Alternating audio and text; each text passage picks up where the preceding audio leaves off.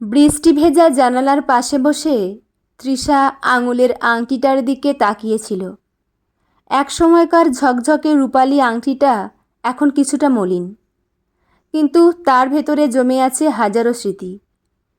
এই আংটিটা সে পেয়েছিল দীপনের কাছ থেকে, ঠিক 4 বছর আগে, তাদের সম্পর্কের 3 বছরের মাথায়। দীপন খুব সাধারণ ছেলেদের একজন, নিতান্ত মধ্যবিত্ত পরিবারের সন্তান। তার মধ্যে ছিল অপার আবেগ আর তৃষার জন্য এক ধরনের নিঃস্বার্থ ভালোবাসা। সেদিনটা ছিল তৃষার জন্মদিন।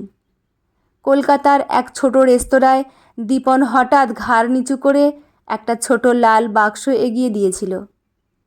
তৃষা তখন ব্যস্ত ছিল কেক কাটায়। যখন বাক্সটা খুলে আংটিটা দেখতে পেল, চুপ করে গিয়েছিল সে। তোমার জন্য খুব দামি কিছু আনতে পারিনি, দীপন হেসে বলেছিল। তবে এই আংটিটার প্রতিটি রূপোর টুকরো আমি টিউশন করে জমানো টাকায় কিনেছি। তুমি যদি এটা পড়ো, আমি নিজেকে সৌভাগ্যবান ভাবব।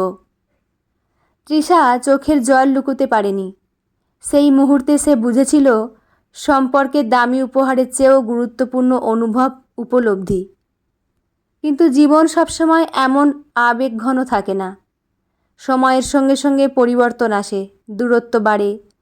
তৃষার কেরিয়ার যখন গতি পাচ্ছিল, তখন দীপনের চাকরি ঠিকমতো জমছিল না। সে ক্রমাগত চেষ্টা করে যাচ্ছিল, কিন্তু একসময় তৃষার ধৈর্য ফুরিয়ে গেল। অফিসের সহকর্মী অরিজিৎ, পরিপাটি, স্মার্ট, সফল তৃষার জীবনে আলাদা জায়গা করে নিতে শুরু করলো। দীপনের সঙ্গে তুচ্ছ বিষয়েও ঝগড়া হতো। একদিন ঝগড়ার মধ্যে তৃষা বলে ফেলেছিল, তোমার দেয়া আংটিটাও আজকে মনে হয় শুধু বোঝা হয়ে দাঁড়িয়েছে। কথাটা শুনে দীপন কিছু বলেনি, শুধু তাকিয়েছিল। তার চোখে সেই চেনা দৃষ্টি ছিল না, ছিল হাল ছেড়ে দেওয়ার ক্লান্তি। দীপন চুপচাপ চলে গিয়েছিল। তাদের সম্পর্ক সেদিনই শেষ হয়েছিল, কোনো নাটক ছাড়াই। 4 বছর কেটে গেছে। তৃষা এখন বড় কোম্পানির এক্সিকিউটিভ। নিজের অ্যাপার্টমেন্ট, গাড়ি, স্বাধীনতা সব কিছুই আছে।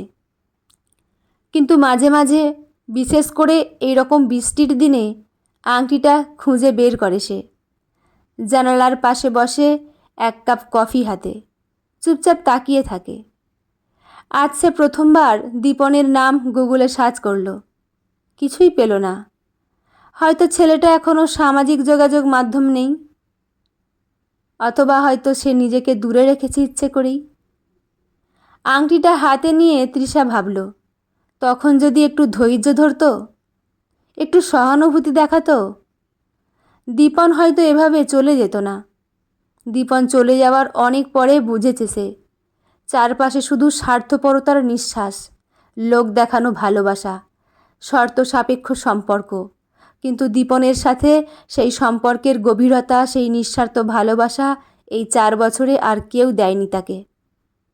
তৃষা হঠাৎ উঠে দাঁড়ালো, ফোনটা হাতে নিল, ডায়াল করলো এক পুরনো বন্ধুর নাম্বার, অপর্ণা, যে একসময় দীপনেরও খুব ভালো বন্ধু ছিল। অপু, দীপনের কোনো খবর জানিস? ওপাশে খানিকক্ষণ নীরবতা। তারপর অপর্ণা বলল, হঠাৎ এতদিন পর? তৃষা চুপ করে থাকে। আমি আগে যতদূর জানতাম, ও দিল্লিতে চলে গিয়েছিল, একটা এনজিওতে কাজ করত। বছরখানেক আগে জানতে পারি ও পাহাড়ে চলে গেছে, সিকিমে। মোবাইলও ব্যবহার করে না এখন, খুব সিম্পল জীবন বেছে নিয়েছে। তৃষা হেসে ফেলল, একরাশ হাহাকার মিশে থাকা হাসি। তুই জানিস আমি এখনও আংটিটা রেখে দিয়েছি? জানি না, তবে শুনে আশ্চর্য হচ্ছি, ব্যঙ্গাত্মক সুরে বলে ওঠে অপর্ণা। কথা শোনাচ্ছিস? অবশ্য সেটাই করা উচিত। তোর জন্য দীপন কতটা কষ্ট পেয়েছিল জানিস? আর আজ এইটুকু কথাতে তোর গায়ে ফোস্কা পড়ছে। ঠিকানাটা দিবি প্লিজ? আমার কাছে নেই। কি দরকার এতকাল পর? প্লিজ অপু, ভুলটা শুধরে নিতে চাই, একটা সুযোগ দেয়া যায় না আমায়? না। অপর্ণা ফোনটা নামিয়ে রেখে দেয়। সেই রাতে ঘুমাতে পারছিল না তৃষা। খাটের পাশের টেবিলে রাখা আংটিটার দিকে তাকিয়ে মনে হচ্ছিল এটা শুধু একটা ধাতব বস্তুর চেয়ে অনেক বেশি। এটা একসময় ছিল ভালোবাসার প্রতীক, পরে হয়ে উঠেছিল অনুশোচনার চিহ্ন, আর এখন যেন একটা সময়ের দরজা। সে জানতো সব কিছু ফিরে পাওয়া যায় না, অনেক কিছু চিরকালের তরে হারিয়ে যায়, কিন্তু তবু আংটিটা সে রেখে দিয়েছিল, কারণ কিছু স্মৃতি ফেলে দেয়া যায় না। কিছু ভালোবাসা হয়তো থেমে যায়, কিন্তু তার ছায়া রয়ে যায় সারা জীবন। এই আংটিটা সেই ছায়ার মতোই, নিঃশব্দ অথচ গভীরভাবে জীবিত। এত কিছু ভেবেও কিছুতেই নিজেকে শান্ত রাখতে পারছিল না সে। যতই সান্ত্বনা দিক, তবু ভবিতব্য ভেবে মেনে নিতে পারছিল না, কিন্তু কিছু করারও তো ছিল না। এইসব ভাবতে ভাবতেই চোখটা লেগে যায়। সকালে ঘুম ভাঙতেই মোবাইলে দেখে অপুর একটা ছোট্ট মেসেজ, আর তাতে একটা ঠিকানাটা দিয়ে ভুল করলাম, এটা ভেবে কোনো দিন আমাকে যেন অনুশোচনা করতে না হয়। আর দেরি না করে একটি হালকা ব্যাগ গুছিয়ে অফিসে কয়েকদিনের জন্য ছুটির মেল পাঠালো। গন্তব্য সিকিম। এক পাহাড়ি গ্রামের শেষ প্রান্তে একটা ছোট্ট কাঠের ঘর, সামনে বাগানে টমেটো আর অন্যান্য বন্য ফুলের গাছ, আর তার পাশেই একটা ছোট্ট পাঠশালা।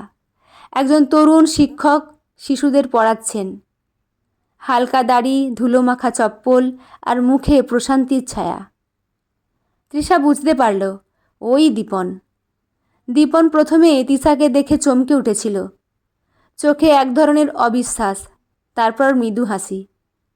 তৃষা বলল, তুমি বলেছিলে আমি যদি আংটিটা পরি তুমি নিজেকে সৌভাগ্যবান ভাববে। এখনও কি আমাকে আর একবার এটা পরিয়ে দেওয়ার যোগ্য মনে করো? দীপনের চোখে জল এসে গিয়েছিল। সে কিছু বলল না, শুধু হাত বাড়িয়ে দিল। তৃষা বুঝল কিছু ভালোবাসা হয়তো থেমে যায় না, তারা শুধু সময়ের অপেক্ষায় থাকে। সিকিমের পাহাড়ে একটা কাঠের ঘরের বারান্দায় সন্ধ্যা নামলে দুইজন মানুষ বসে আছে। একটা পুরনো রূপালি আংটি সেই মেয়েটির হাতে জ্বলজ্বল করছে যেন। আর ছেলেটি বলে ওঠে, তোমার জন্য আমি হারাইনি কিছু, আমি শুধু পেয়েছি। নিজেকে গভীরভাবে চিনেছি। ভালোবাসার সমাপ্তি যদিও কোনো দিন হয়নি, তবুও আজ আমাদের আবার নতুন করে পথ চলা শুরু। আকাশে তখন লাল কমলা রং ছড়িয়ে পড়েছে। তাদের ভালোবাসা আর কোনো অনুশোচনার নয়, এবার থেকে তা নির্ভরতার গ্রহণের ও ফিরে পাওয়ার গল্প।